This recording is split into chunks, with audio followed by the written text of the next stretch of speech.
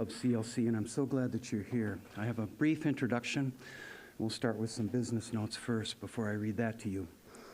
Do the right thing with your mobile phones. Quiet those down, please, and thanks for that. If you didn't get a book on the way in, when you leave today, take a poetry book from Sherwin Bitsui and Layli Long Soldier. They're waiting on the table out there for you. Grab some bookmarks, too.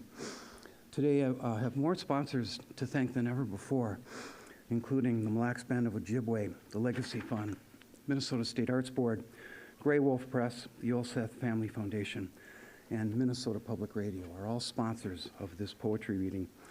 And I want to have one shout out, one acknowledgement.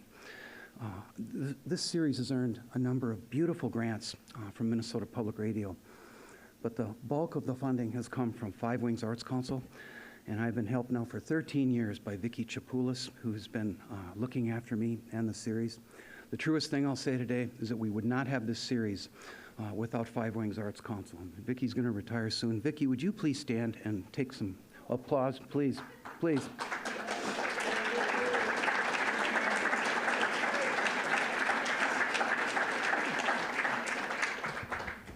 I can't properly sing of what she means to the arts scene here in central Minnesota and the Brainerd Lakes region.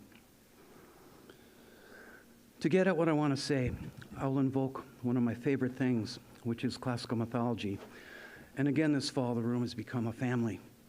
I'm unfashionably devoted to the classics, and every year, as I move with my students through Hesiod, Homer, Aeschylus, and Ovid, I offer numerous side units on contemporary mythologies, and it has never seemed more important to spend an entire class period deconstructing the American myths of the West.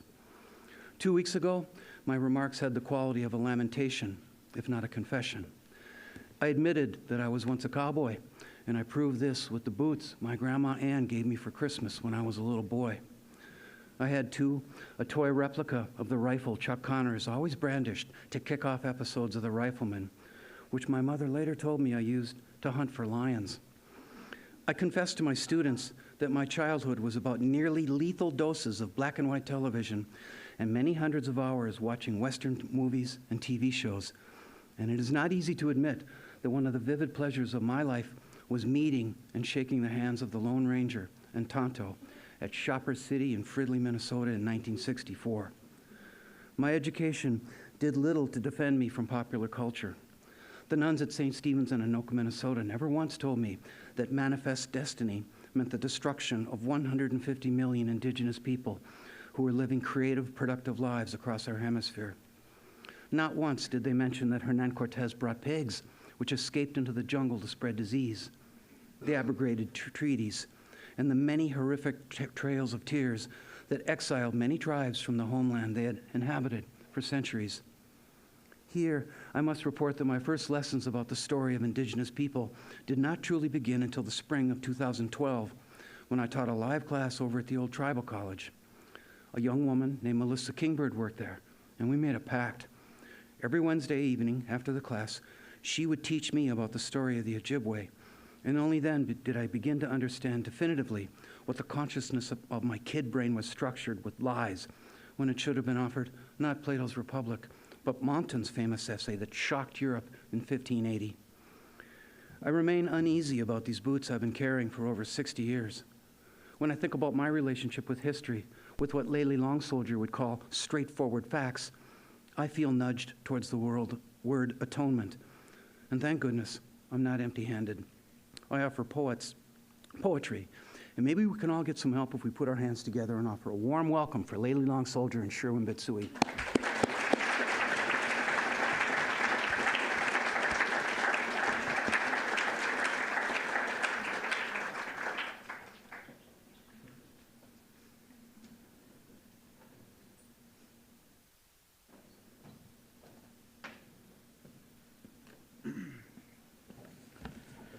Whoa. Let me thank you for that introduction, Jeff. Thank you for the invitation. Thank you to everybody here. It is wonderful to read here in this space, on this land, beautiful trees and lakes that we just don't have where I'm from. I'll do an introduction to my language, and then we'll get started with the reading. Yate, and I'm originally from the Navajo Reservation, born and raised, and I will introduce myself. Yate, Shay Sherwin Bitsui and Shia, being Petwatni Twidichi Nisla, though it was a son of Bush's chin, he under Dash Chay, do my deshkish, Edashanala, Hot Iden and Shla. So, my name is Sherwin Bitsui, and I'm of the Bitterwater people. We're a matrilineal society, and I'm my mother's clan, and she's her mother's clan, and then her grandmother's clan, all the way to the beginning of time. And my paternal grandparents are the many goats, and then my maternal grandparents, no, my fathers are the many goats, my father's clan, and then my maternal grandparents are the towering house, and then my paternal grandparents are the Coyote Pass people. And yeah, it's good to be here. I was just in 100-degree weather in Phoenix the other day. It's nice and cool here. And I heard it's going to get colder. How do you guys do it? I mean, I brought my big jacket and everything too. And I'll read from Dissolve, just some poems. And then my work is very imagistic, so sometimes it's better to close your eyes and see the images as they're happening in your head, like kind of like turn on a movie projector. And it's good to be here to read at a community college, because I would have never found poetry had I not attended a community college. I discovered poetry at Northland Pioneer College in northern Arizona, and I feel like that's where I begin my life as a poet. What's that? Oh, okay. Oh, somebody's calling you? Okay. So this is called The Caravan, and it's about addiction, but it's also about love. How many of you guys have relatives who have addictive or addiction issues? All of us, pretty much, yeah. So this was written for my brother about saving him, going out into the city to find him and bring him home. It's kind of a dark poem. The city's neon embers stripe the asphalt's blank page, where this story pens itself nightly, where ghosts weave their oily hair into his belt of ice, dress him in pleated shadows, and lay him fetal on the icy concrete, the afterbirth of police sirens glistening over him. We drain our headlights on his scraped forehead and watch the December moon two-step across his waxen eyes. His mouth's shallow pond, a reflecting pool where his sobs leak into my collar. One more, just one more, he whispers, as he thaws back into the shape of Nihitzile, our brother, bruised knees thorning against his chest. We steal away, our wheels moan through sleet and ash. Death places second, third, and fourth behind us. At home on the reservation, Father sifts dried cedar leaves over glowing embers. Mother, hovering above cell phone light, awaits he's okay, never went out, watched a movie instead. But tonight, my speech has knives that quiver at the ellipses of neon Budweiser signs blinking through the fogged windshield. And I text, I've only rescued a sliver of him. He's only 25 and he smells like blood and piss. His turquoise bracelet snatched for pawn by the same ghosts who traded his jacket for a robe of snow and ice before inviting him back into the caravan for one more, just one more. And the caravan was like this old country bar on Central Avenue in Albuquerque. And they took it down, now it's a library. So some justice in the world, I guess.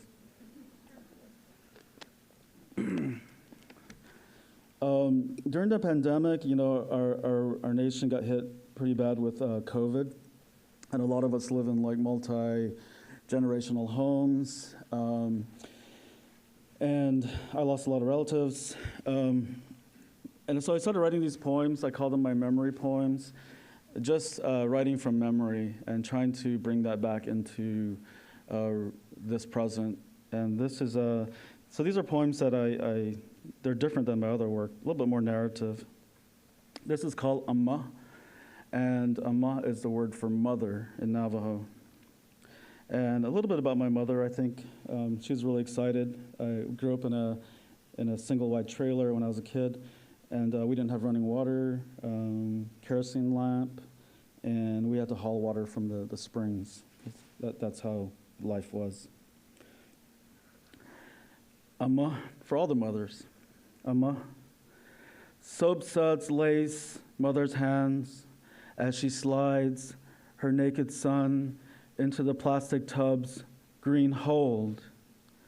A raft run aground on the kitchen table. His eyelashes woven taut against the sting. A wash rag arcing his glistening brown back, oil black slick hair pressed flat. The kerosene lantern's white sigh, all adrift in her wind-rattled single wide.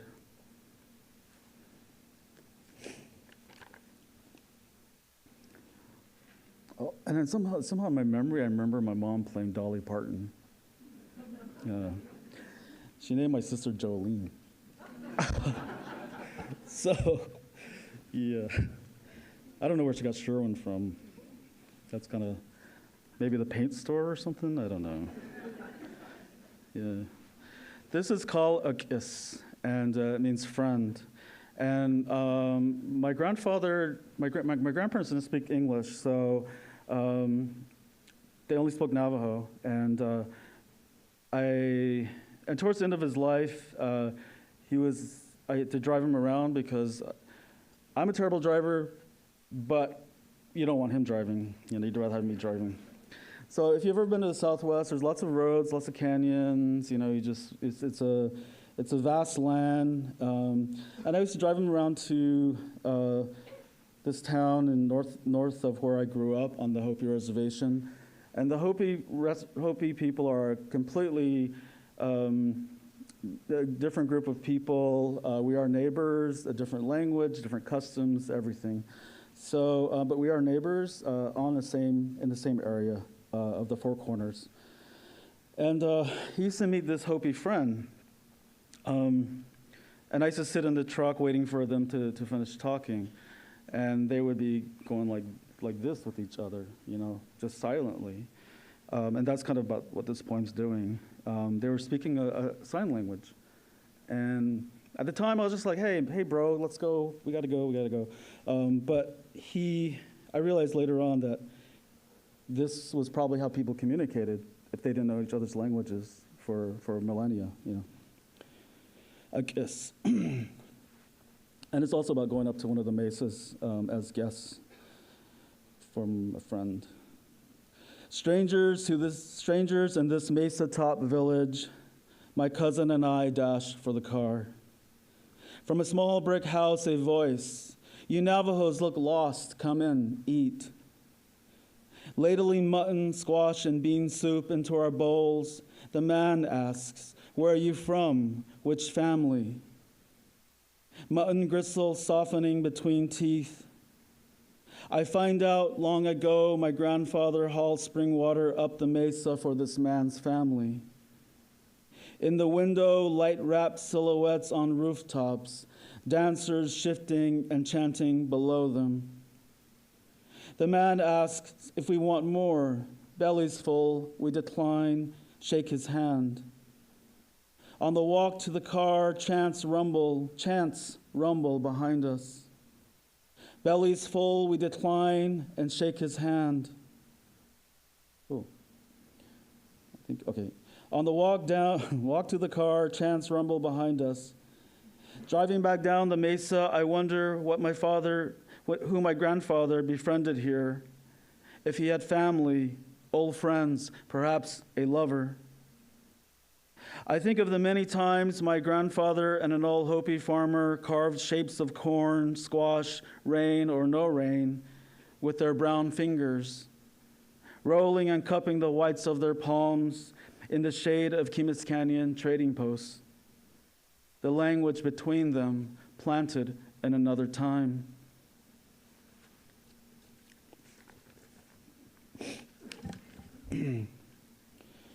And we're going to get a little weird here. I think I do weird really good.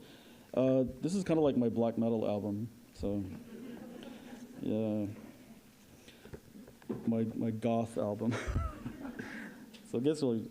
So I went to Carlisle Indian School, formerly, now it's Military Academy. 10 years ago or something, I was, and then it used to be the Carlisle Indian School, since we are talking about Indigenous Peoples Day. And I was driven to by the road, and there was like a little cemetery with like little marble military style gravestones. And on each of those stones was the name of a native tribe, a group of, and you see Apache, you see it didn't say Lakota, it just said Sioux, just very kind of basic names. And all of those headstones were children who had gone to these, who were forced to attend these schools, these boarding schools. And at the time, General Pratt's motto was, save the Indian, kill the man, drown him in civilization until he, do you know that one? Drown him in civilization until he is thoroughly soaked. A kind of very violent way to express something like that. So these children never made it home, and now they are coming home. They're being repatriated, which is a good sign. But also, at the time I was writing this last part of Dissolve, and it will go dark, so not too dark, but there was kids on reservations near me that were doing these sort of group suicides. And I work with kids, and it was really, I was like, what is going on here? Why are we doing this to ourselves after so much has happened to us? So this is going to be the one where you close your eyes and just watch. Watch your eyelids turn different colors. A chopping block's cobalt hum, mothing braids of summer lightning, lulls a hatchet's handle loose, then capsizes children, aiming their flint spines toward steering wheels thawing in house fires. Suckled by shadows, suckling their feet, enrolled in a disappearing act. They hand-stitch starless skies to their temporary faces. Their scraping is a smear facing another smear. Their sky's blue veins are horses neighing through them. Their dream of lightning dreams. The blurring heaves blue as it breathes out sacks of black hair. Their faces mountaining a lake's closed book, lint smashed cairns sealed in lizard scales. Their past lays bright eggs when silence lathers dragnets over their mother's words for refrigerator light, moon rock, escape. See how they shiver even when their arms are shined to a high gloss, and the dawn light reveals their stone teeth glinting inside a tree's whimpering. Shifting shape, they shut the keyhole of hunger's toll booth, then release chirping birds from their detachable wrists. We remember their footsteps moored in glass jars, but forget flattened huts spelling their scars over the renaming of past landslides. Their shouts flail from empty school chairs to blurry visions at closing time. The vowels of the starved hang over the sequel of them. They are what ravens' claws would sound like when unzipped from fallen apples. Gathered in thirds of halves, they drain spotlights on police dogs barking at their floating cages. Forearms sliced with ladders. The climb downward climbs up to greet them. A phantom arm feeling wants them to return their feet. Falling from their cut hair, hearth sounds, sunlighting the hallway back to then. Will their torched names walk again as lake water? Will they charge a fee to resharpen the horns of our dull speech? West of dying, they ask to sleep in one another's arms, then unravel from buildings weaving upright where bayonets stab the sea for warmth. Their coil shadows obsidian as they lace ribbons of cedar bark into black wind and stretch gauze wrap over gates swelling open from razors glinting in their palms' heat. Their imagined tales bridled with spit-soaked ash striate liquid light to where the dissection begins. Behind their mother's mace skulls, they push lantern-lit compasses into unmapped seasons, wing wind with red skin. Their viscous tails thaw our tongues' coastlines when they strap dawn's first lint to a weather of creaking chairs so black boots won't be captured on cameras sniffing their bruised masks. Stained glass splinters in their creased mouths, their fists among mirrors growling inside other fists. Pixelating through sorrel skin, they silhouette teeth, nailing thick mud to thin mud, and sing our horses to sleep on. Their bark blankets to incubate light bulbs flickering in egg cartons.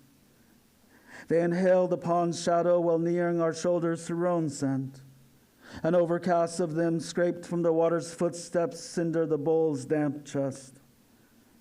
Absorbing liquid night through gilled feet, they cackle from sand dunes, silver teeth twitching in their beaks. Moans sip light from dilated pupils. The seizure bids them to stay. An elevator an elevator door shuts for the year when they press our palms flat against the fogged rim of the reservation. No sound steals past their squawking. Reaching into their buckskin pouches, they finger the patter of feet loosened. Foreheads torchlit, they drift above hornet clouds, notice heaving under a corona of rearranged stars. The people wagering for more. They pronoun dawning's expiration date with singed macaw feathers. Suddenly they were this close, this far. This hour, not the ridge, not their jumping off point. The sea drinking through them hears the unraveling also. The scraping of a train engine nearing childhood whimpers under them. What lies beneath naming their curl outward with wool scent. Still a noose glimmers above the orphaning field. They forget to forget they were ours only during the itching. Hope I didn't make you too sad. And I'll finish up with this piece. The Navajo language, is a beautiful language.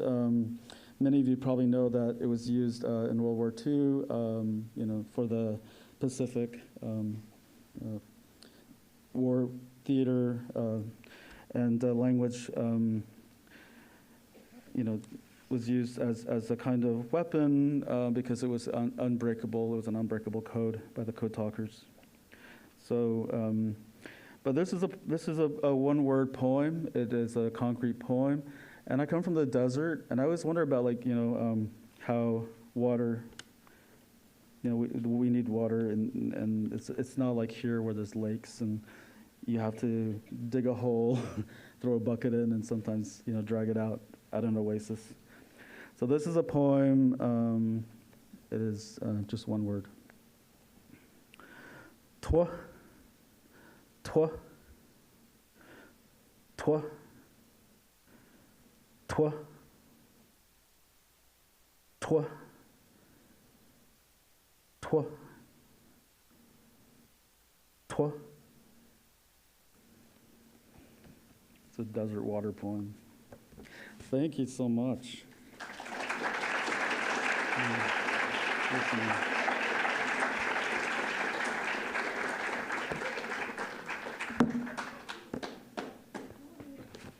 Water.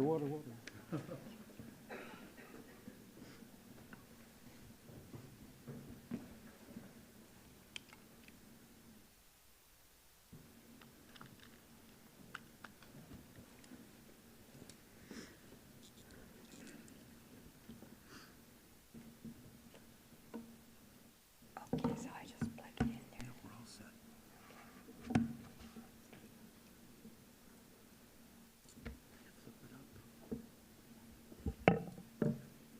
Ew, don't look yet.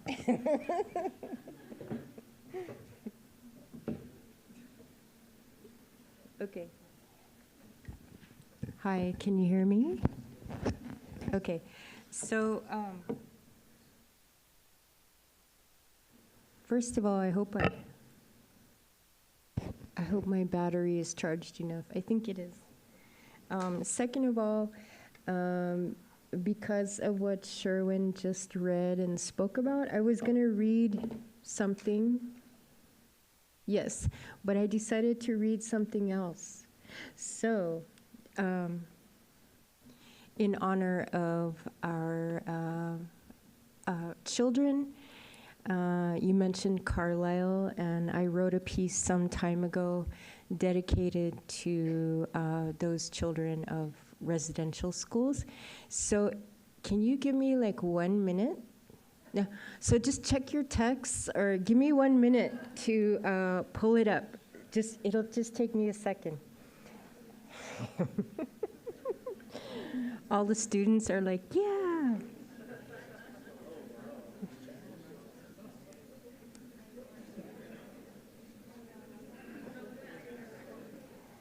Okay.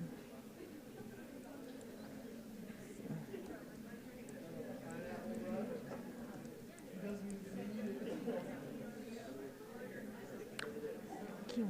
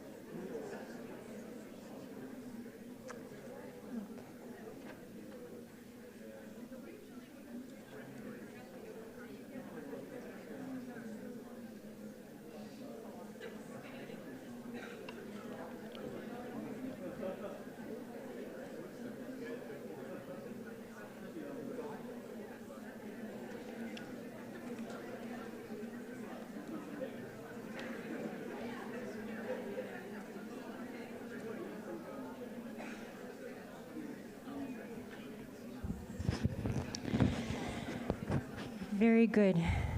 Okay, thanks for your patience. That was kind of a fun intermission anyway. So thank you. And I think the piece, as I think about it now, might be more appropriate anyway for our get-together today, because it's actually an essay. You can find it online. It's published at a journal called The Offing, and it's titled "Now You Will Listen." And trust issues with American schools and the care of our Native children.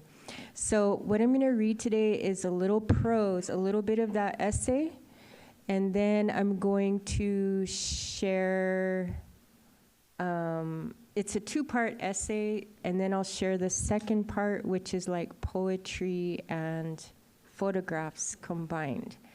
So any of the students here interested in writing poetry, I thought this might be fun for you to see. There's so many different ways to work with poetry. You can combine photos, you can make things, all kinds of stuff. But I also thought this might be nice because the first part of this essay I wrote actually because of some experiences my kid had at their high school. In Santa Fe, New Mexico, we had some issues at the school, and subsequently I ended up taking my kid out of that school, and we went to a different place the next year, to a Native high school. I'm not going to read all of that about what happened at the school. You can look it up and you can read the first part. But what I'm going to do is I ended up going to that school and giving a presentation to them about some of our history in our communities with American educational system. I presented on our boarding schools and some things like that. And so I'm going to start there. I'm not going to share what happened, the specifics of what happened, but I am going to start with what I spoke to the students about.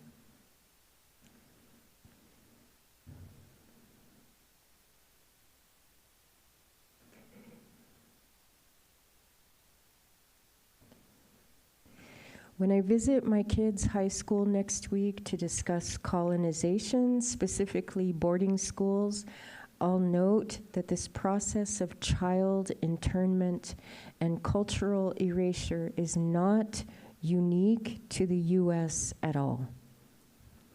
It's been implemented world over, wherever Europeans sought to take land and build, quote, empires. It's a systemic method for mentally, spiritually, and emotionally destroying the original people of those lands. I'll also emphasize that the, quote, boarding school era is not something of the past, done and gone. I'll discuss the ways in which we continue to feel the effects in present-day community and family. I'm going to skip that about Faith Spotted Eagle. Then I'll share a little of our history using photos and documents from the boarding school era. Importantly, I'll emphasize that when I say, quote, our history, I really do mean our, both Native and non-Native, meaning this is not Native history alone, certainly not. Anyone who lives on this land is a treaty inheritor, thus accountable to the methods by which this land was seized. These methods are why an American can live happily, for example, seated in a recliner inside a 2,500 square foot home with a golden Labrador and a mammoth trampoline purchased from Costco, saluting the sun in their grassy backyard. Americans of all backgrounds must acknowledge General Richard Pratt. This is what made me think of this, Sherwin, you mentioned Pratt. The mind behind U.S. boarding schools as an ancestor in maintaining control over the original people of this land that Americans now occupy. Pratt, a bricklayer, a grave digger for this grand, spacious American lifestyle. As I collect materials, I realize that my presentation will be history heavy, numerous names, dates, and sites. I shrink, worrying that the students' minds will wander just as mine did in high school. Hi, guys. In high school, I wouldn't blame them, but it's important to me that they understand our history as relevant to the moment we're in, meaning the past has not passed, it's fundamentally present. We might understand this idea, I'll explain, at the level of language, which informs how we process, speak of, and form our realities. For example, Lakota verb tenses differ from English. Lakota language has 2 verb tenses versus 3 in English. The future is 1 verb tense. Some language teachers refer to this as potential. So the future tense is potential. Past and present together form another tense. So past and present are 1 tense in Lakota language. And this is referred to as realized. In other words, past and present are forever unified. This is reality.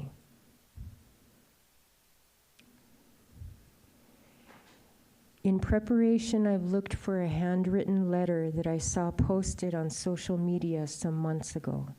I want to share this with the students.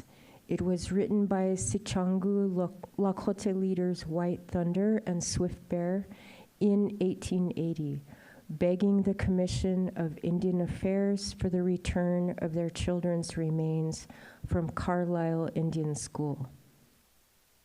Though it's unthinkable, their request was denied. Can you imagine if your child passed away and you cannot get them back? So those were the times that we lived in.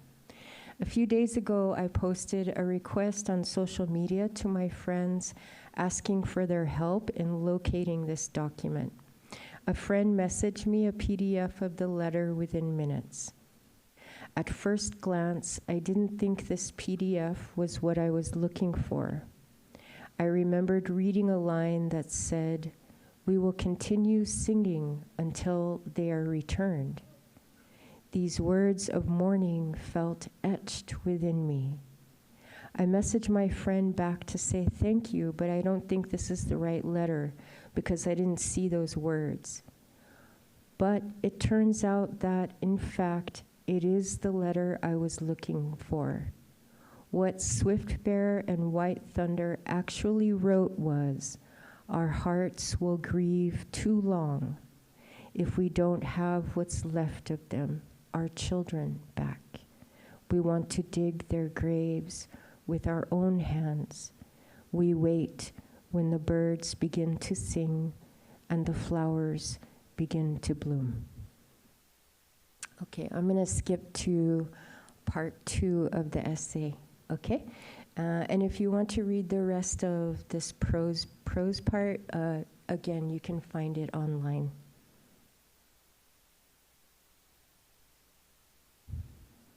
I'm amazed I'm able to do this because I'm not very techie, so just proud of myself today. Here we go. Oops. View. Let's try this way. Right on. Okay. Oh, there's a extra M in there. Look at that. Just pretend I spelled that correctly. There's an extra M-O. Oops. Yeah, metamorphosis. Oopsie. I'm a poet. I can spell. Okay. Okay, here we go.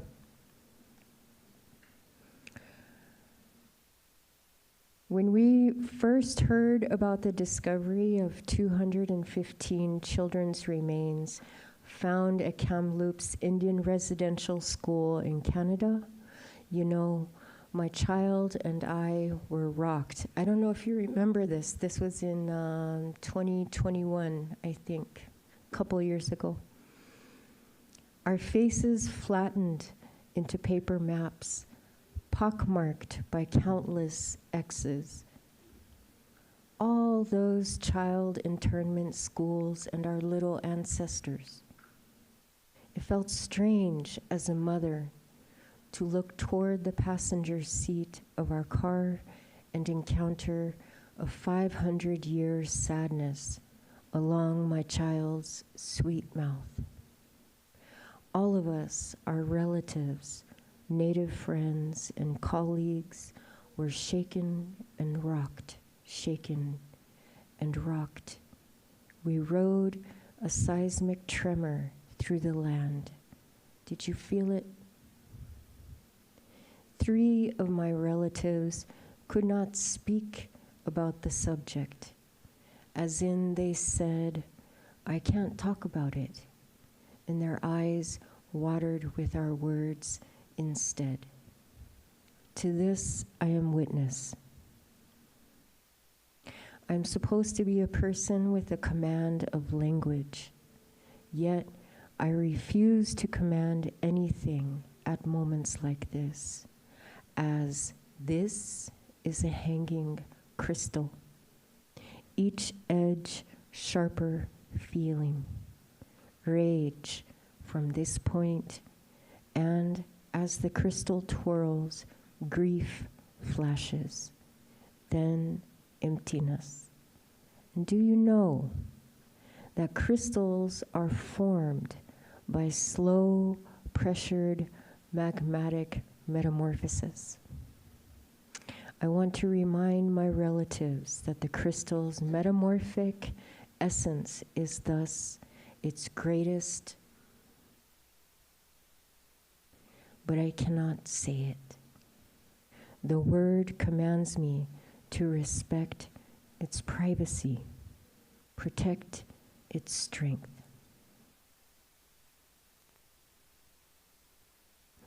What can I write anyway? What words have any?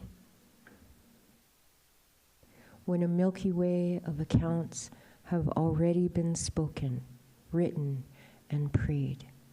Among the many, our beloved ancestor, Zintkala Shah, wrote about her boarding school days. And when I read her pages, I read a story we already know. These accounts run like veins in the crystal of our land's bedrock. Someone threw up the curtains, Zintkala Shah wrote, and the room was filled with sudden light. What caused them to stoop and look under the bed, I do not know. I remember being dragged out, though I resisted by kicking and scratching wildly. In spite of myself, I was carried downstairs and tied fast in a chair. I cried aloud, shaking my head all the while until I felt the cold blades of the scissors against my neck and heard them gnaw off one of my thick braids. Then I lost my spirit.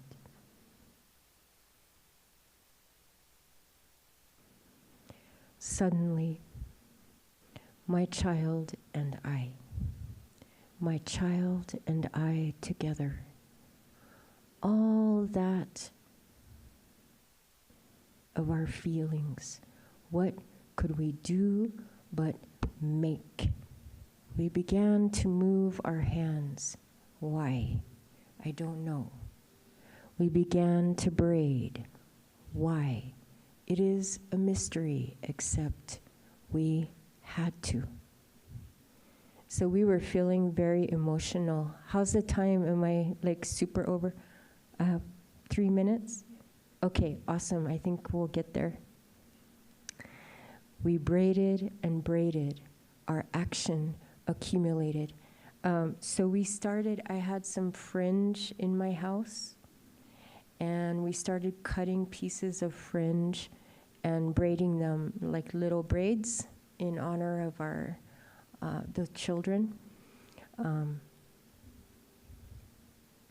We moved our fingers along the strands with a firm hold but gentle touch, quickly yet carefully, as if braiding the hair of a niece or nephew in the morning before school.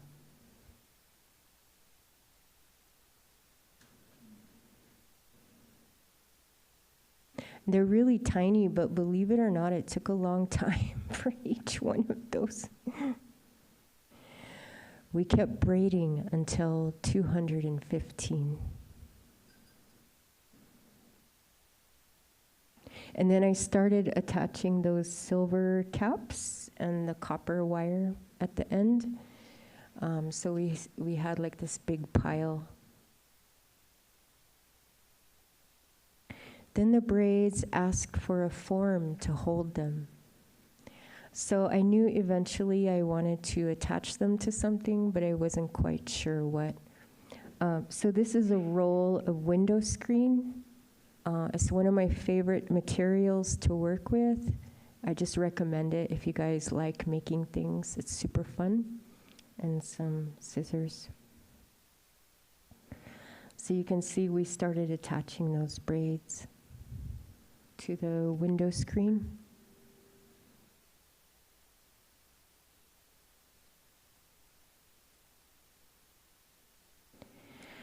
A few mornings, Auntie came over to help us 3 generations making.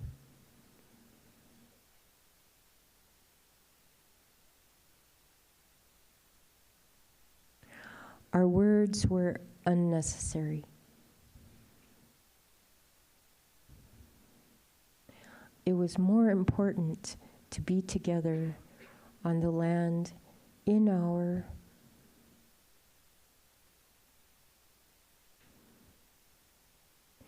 We trusted the process, a gradual metamorphosis of our little braids into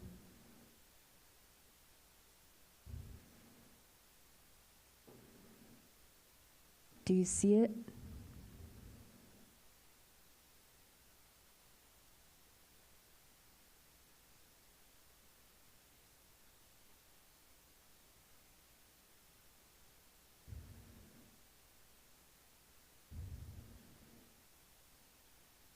In the end, we ended up making, this is a northern style dress called a wing dress.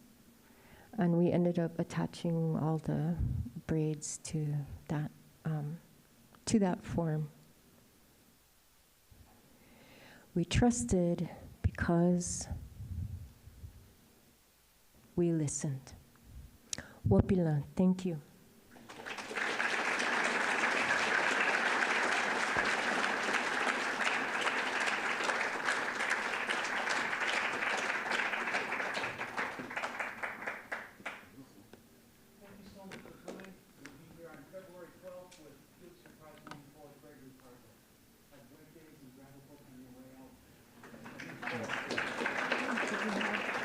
I thought we had Q&A. I know. I think we went. I didn't know either.